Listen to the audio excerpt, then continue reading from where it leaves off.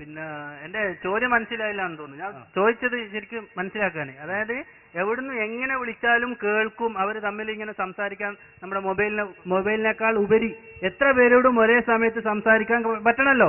എല്ലാ അദൃശ്യ കാര്യങ്ങളാണ്. ഇപ്പൊ നിങ്ങൾ പറഞ്ഞ ഉദാഹരണം ഏതായാലും ഹദീസല്ല, അത് ഖബറാണ്. അത് മാത്രമല്ല ഇതിനും ഹദീസ് എന്ന് പറയും. ഇത് ഏതായാലും ഇതിനുള്ള ഉദാഹരണമല്ല, അതിനുള്ള തെളിവല്ല. കാരണം എല്ലാം ഒരേ സമയത്ത് കേൾക്കാനും സംസാരിക്കാനുള്ള കഴിവാണ് ചോദിച്ചത്. അത് മാത്രമല്ല നിങ്ങൾ പറഞ്ഞ സംഭവം, പിന്നെ ഈ ജാബിറും മറ്റൊരു അറിയുന്നത് ഉമർ റളിയല്ലാഹു ഇവര് ഉമർ എന്നിട്ട് തിരിച്ചെത്തിയിട്ടാണ്. അപ്പൊ അങ്ങനെയല്ല ചോദ്യം. ഞാൻ ഉമർ റളിയല്ലാഹു ഉദാഹരണം പറഞ്ഞു. അതിന്റെ മുമ്പ് ഞാനൊരു ഹദീസ്. എന്താണ് ഹദീസ്?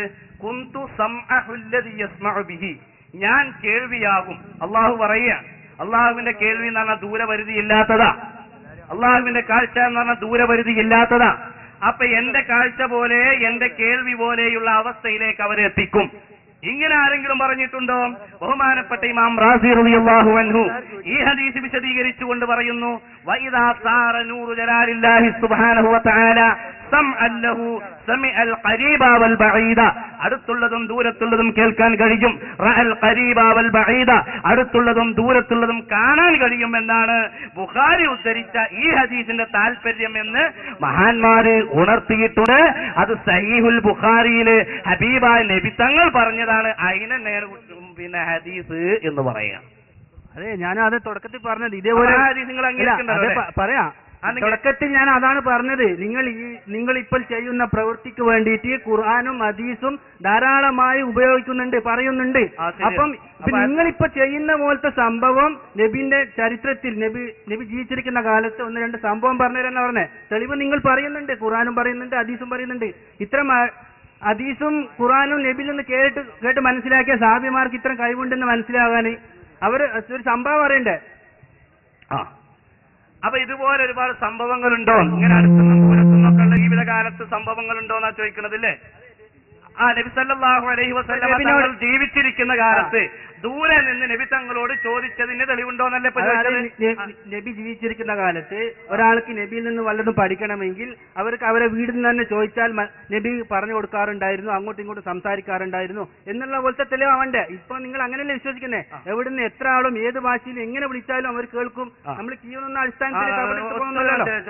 അപ്പൊ ജീവിതകാലത്ത് അതുപോലെ ദൂരെ നിന്ന് ചോദിച്ചതിന് തെളിവുണ്ടോ എന്നാണ് അദ്ദേഹം ചോദിച്ചത്. ഒരുപാട് തെളിവുകളുണ്ട്.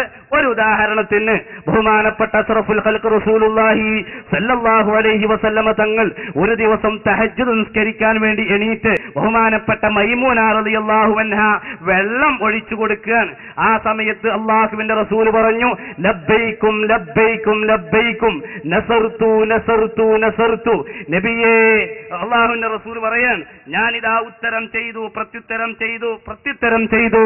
നസർതു നസർതു നസർതു, ഞാനിതാ സഹായിക്കുന്നു സഹായിക്കുന്നു സഹായിക്കുന്നു എന്ന് നബി പറഞ്ഞപ്പോ അല്ലാഹുവിന്റെ റസൂലിനോട് മൈമൂന ബീവി ചോദിച്ചു, യാ റസൂലല്ലാഹ് കഅന്നക തകല്ലംത, നബിയേ അങ്ങൊരാളോട് സംസാരിക്കുന്നുണ്ടല്ലോ, മുമ്പിൽ ആരെയും കാണുന്നില്ലല്ലോ, ആരാണ് എന്ന് ചോദിച്ചപ്പോ അല്ലാഹുവിന്റെ റസൂൽ പറയുന്നു, ബനൂ ബക്കർ എന്ന് പറയുന്ന വിഭാഗം, ബനൂ ഖിസാ എന്ന് പറയുന്ന സത്യത്തിന് വിരുദ്ധമായ പ്രവണത വെച്ച് പുലർത്തുന്ന ഒരു വിഭാഗം ആളുകള് ഇവരെ ആക്രമിക്കാൻ വരുമ്പോ 3 ദിവസത്തെ വഴിദൂരം, 3 ദിവസത്തെ വഴിദൂരം എന്ന് പറയുന്നത് 133.59 × 3 കണക്ക് നിങ്ങൾക്ക് കൂട്ടാം. അത്രയും വഴിദൂരമുള്ള കിലോമീറ്ററുകൾ, ആ കിലോമീറ്റർ അപ്പുറമുള്ള സ്ഥാനത്ത് നിന്ന് ഹബീബായ നബി തങ്ങളോട് സഹായം ചോദിച്ചു. അതിന് ഞാൻ പ്രത്യുത്തരം നൽകിയതാണ് എന്ന് ബഹുമാനപ്പെട്ട ഇമാം തബറാനി റളിയല്ലാഹു അൻഹു ബഹുമാനപ്പെട്ടവർ ഉദ്ധരിക്കുന്നു. മുഹമ്മദ് ബിൻ അബ്ദുൽ വഹാബ് തന്നെ തന്റെ സീറ ഒരു വേളയിൽ അൽമനാറിൽ പോലും മദ്ഹ് പറഞ്ഞ സീറത്തുൻ നബവിയ്യയുടെ 333-ാമത്തെ പേജിൽ വളരെ വ്യക്തമായിട്ട് ഉണർത്തിയിട്ടുണ്ട്. അപ്പൊ ദൂരെ നിന്ന് തന്നെ അല്ലാഹുവിന്റെ റസൂലിനോട് സഹായം ചോദിച്ചത് വളരെ വ്യക്തമായിട്ടുണ്ട്. പിന്നെ നബി തങ്ങളുടെ അടുക്കിലേക്ക് എന്തിനാണ് ഇൽമു പഠിക്കാൻ നേരിട്ട് വരുന്നത്? അള്ളാഹുവിന്റെ റസൂലിന്റെ മുഖത്തേക്ക് നോക്കുക എന്നത് അത് വലിയ ഇബാദത്താണ്. വജൂക്കൽ വല്ലാഹു ഹുജ്ജതുനാ യൗമ യഅതിൻ നാസു ബിൽ ഹുജജി സ്വല്ലി റബ്ബൽ ആലമീന അലാ. അള്ളാഹുവിന്റെ റസൂലിന്റെ മുഖത്തു നോക്കൽ ഇബാദത്താണ്.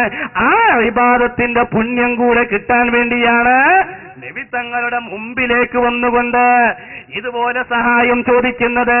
നിങ്ങൾക്കറിയില്ലേ, ഖുബൈബ് റളിയല്ലാഹു അൻഹു അള്ളാഹുവിന്റെ റസൂലിന് ആദർശം പ്രചരിപ്പിച്ചതിന്റെ പേരിൽ ഒരുപാട് ക്രൂരമായ മർദ്ദന മുറകൾക്ക് വിധേയമാകുന്ന സമയത്ത് തൂക്കിലേക്കപ്പെടുമ്പോൾ അസ്സലാമു അലൈക്കും യാ റസൂലല്ലാഹ് എന്നൊരുപാട് കിലോമീറ്ററുകൾ അപ്പുറത്ത് നിന്ന് സലാം പറയുമ്പോ സഹാബത്തിന്റെ മുമ്പിലിരിക്കുന്ന അല്ലാഹുവിന്റെ റസൂല് കണ്ണീരൊഴുക്കിക്കൊണ്ട് വഅലൈക്കുമുസ്സലാം സലാം മടക്കി. ഇങ്ങനെ ദൂരെ നിന്ന് നബി തങ്ങൾക്ക് സലാം പറഞ്ഞിട്ടുണ്ട്, അതുപോലെ സഹായം ചോദിച്ചിട്ടുണ്ട്, അതുപോലെ ഒരുപാട് സംഭവങ്ങളുണ്ട്. അതുകൊണ്ടാണ് അത്തഹിയ്യാത്തിൽ നബി തങ്ങൾക്ക് നാം സലാം പറയുന്നതും.